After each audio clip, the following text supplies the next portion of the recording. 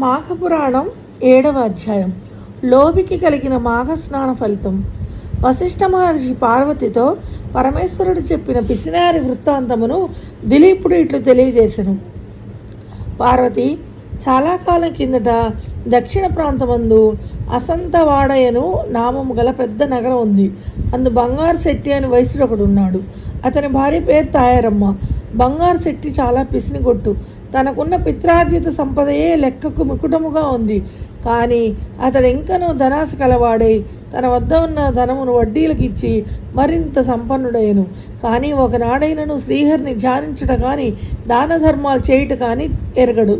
అంతేకాక పేద ప్రజలకు వారి ఆస్తులపై వడ్డీలకు రుణాలిచ్చి అనుకున్న గడువుకు రుణం తీర్చనందున తప్పుడు సాక్ష్యాలతో వ్యాజ్యములు వేసి వారి ఆస్తులు సైతము స్వాధీనం చేసుకునేవాడు.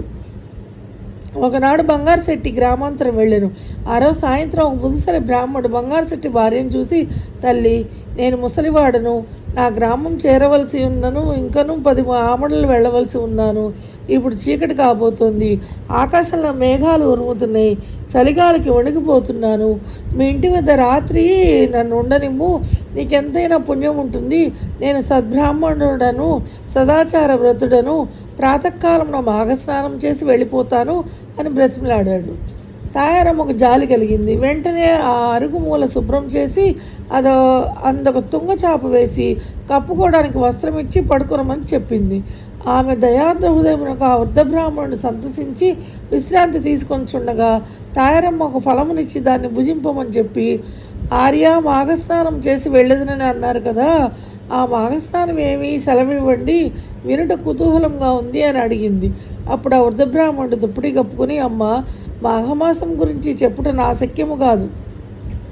ఈ మాఘస్నానములో నది ఎందు కానీ, తటాకమునందు కానీ, లేక నూతి ఎందు కానీ సూర్యోదయము అయిన తర్వాత చన్నీళ్లు స్నానం చేసి విష్ణు మందిరానికి వెళ్ళి తులసి దళములతో పూలతో పూజ చేసి స్వామివారి ప్రసాదం స్వీకరించవలను.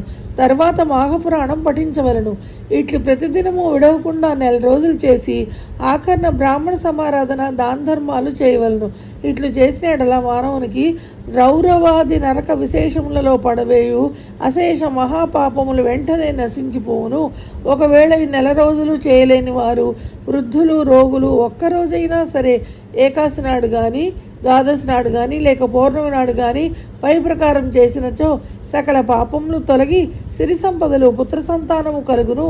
ఇది నా అనుభవంతో చెప్తున్నాను అని చెప్పగా ఆ బ్రాహ్మణుడి మాటలకు తాయారమ్మ మిక్కిలి సంతసించి తాను కూడా ప్రాతకాలంలో బ్రాహ్మణుడితో పాటు నదికిపోయి స్నానం చేయడానికి నిశ్చయించుకుంది. అంతలో పొరుగురికి వెళ్ళిన తన భర్త బంగారు శెట్టి ఇంటికి రాగా ఆమె అతనికి మాఘమాసం గురించి చెప్పి తాను తెల్లవారుజామున స్నానానికి పోతున్నానని తెలియజేసింది. భార్య చెప్పిన మాటలకు బంగారు శెట్టికి కోపం వచ్చి ఒంటి నిండా మంటలు బయలుదేరినట్టే పళ్ళు పటపటా కొరికి, వసి వెర్రిదాన, ఎవరు చెప్పారే నీకు ఈ సంగతి? మాఘమాసం ఏమిటి, స్నానం ఏమిటి, వ్రతం ఏమిటి, దానం ఏమిటి? నీకేమైనా పిచ్చి పట్టిందా? చాలు అధిక ప్రసంగం చేస్తే నోరు నొక్కి వేస్తాను. డబ్బును సంపాదించుటలో పంచ ప్రాణములు పోచున్నవి. ఎవరికి ఒక్క పైసా కూడా వదలకుండా వడ్డీలు వసూలు చేస్తూ కూడబెట్టిన ధనము దానం చేయమందువా? చలిలో చన్నీళ్లు స్నానం చేసి పూజలు చేసి దానాలు చేస్తే ఒళ్ళు ఇల్లు గొల్లయి నెత్తిపైన చెంగు వేసుకుని భిక్షాం దేహి అని అనవలసిందే తప్ప ఏమీ లేదు. జాగ్రత్త, వెళ్ళి పడుకో అని కోపంగా కసిరాడు. ఆ రాత్రి తాయారమ్మకు నిద్ర పట్టలేదు. ఎప్పుడు తెల్లవారుతుందా, ఎప్పుడు నదికి వెళ్ళి స్నానానికి చేస్తున్నా అని ఆత్రంగా ఉంది. కొన్ని గడియలకు తెల్లారింది. తాను కాలకృత్యమును తీర్చుకుని ఇంటికి వచ్చి ఉన్న వృద్ధ బ్రాహ్మణుడితో కలిసి మగనికి చెప్పకుండా నదికి పోయి స్నానం చేస్తుంది. ఈలోగా బంగారు శెట్టి పసిగట్టి ఒక దుడ్డు కర్ర తీసుకుని నదికి పోయి నీళ్లలో దిగి భార్యను కొట్టబోచుండగా ఆ ఇద్దరు కొంత తడువు నీళ్లలో పెనుగులాడిరి. అటులో మునుగుటలో ఇద్దరికీ మాఘమాస స్నాన ఫలం దక్కింది. మొత్తం మీద బంగారు శెట్టి భార్యను కొట్టి ఇంటికి తీసుకొచ్చాడు. కొన్ని సంవత్సరాల తర్వాత ఒకనాడు ఇద్దరికీ ఒక వ్యాధి సోకింది. మరికొన్ని రోజులకు ఇద్దరు చనిపోటుచే బంగారు శెట్టిని తీసుకొని పోటుకు యమభటులు వచ్చి కాలపాసం వేసి తీసుకొని పోచుండేది. తాయారమ్మను తీసుకొని పోటుకు విష్ణుదూతలు వచ్చి ఆమెను రథంపై ఎక్కించుకొని తీసుకుపోతున్నారు. అప్పుడు తాయారమ్మ యమభటులతో ఇట్లు పలికింది, ఓ యమభటులారా, ఏమిటి అన్యాయము?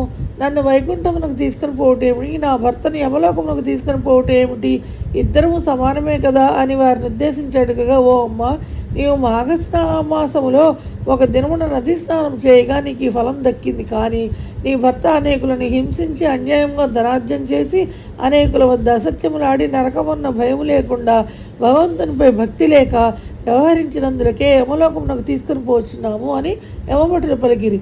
ఆమె మరలా వారిని ఇట్లు ప్రశ్నించింది, నేను ఒకే దినమున స్నానం చేసినందువల్ల పుణ్యఫలం కలిగినప్పుడు నన్ను కొట్టుచు నాతో నా భర్త కూడా నీట మునిగినాడు కదా, శిక్షించుటలో ఇంత వ్యత్యాసం ఎలా కలిగెను అని సంశయంగా యమభటులకు సంశయం కలిగి ఏమీ తోచక చిత్రగుప్తుని వద్దకు వెళ్ళి జరిగిన సంగతిని ఆమె వేసిన ప్రశ్నలు తెలియజేసిరి.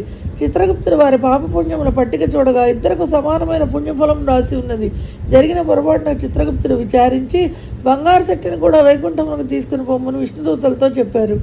విష్ణులోకమునకు ముందు వెళ్ళి ఉన్న తాయారమ్మ తన భర్త సంగతి ఏమైనా ఆతృతతో ఉండగా బంగారు శెట్టిని పుష్పక విమానం మీద తెచ్చి వైకుంఠంలో విడిచిరి. భార్యాభర్తలు ఇద్దరు మిక్కిలి సంతోషం ఉందిరి. రాజా, వింటివా? భార్య వలన భర్తకు కూడా ఎటులో మోక్షము కలిగెను. భర్త దుర్మార్గుడై పిసినిగొట్టుగా వ్యవహరించినను భార్య ఆధాలాభంగా ఒక్కరోజు మాఘస్నానం చేసినందుకు ఇద్దరికీ వైకుంఠ ప్రాప్తి కలిగింది కనుక మాఘస్నానం 4 రోజులు చేసినచో మరింత మోక్షదాయకమొకటిలో సందేహం లేదు. మాఘపురాణం 7వ అధ్యాయం సంపూర్ణం.